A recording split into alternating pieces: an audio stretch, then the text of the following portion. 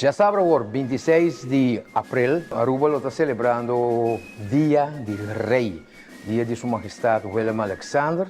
Caminda lo tem como governo, nós preparar um evento para celebrar isso aqui, com uma manhã protocolário, com um lugar na Praça Wilhelmina, começando por Yochori, manhã caminda nós tem presença de corpo militar, militar corps, e também nós temos presença de Pathfinders como grupo uniformado. Lo hiba palavra é ainda aqui presidente do parlamento, crescendo seu desejo para a Casa Real, muito especialmente para ele, e o ministro presidente também lo elaborar pouco arriba nos laços na Holanda e nos laços na Casa Real, e mais seguro bem especialmente para sua majestade Rei Willem Alexander.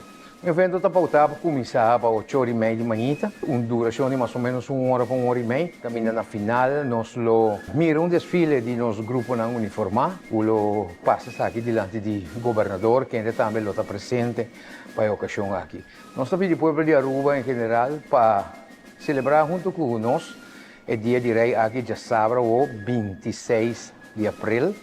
E se vou pôr, isso é a bandeira, caminha por expressar o sentimento para a Casa Real e muito especialmente para nosso rei Willem Alexander.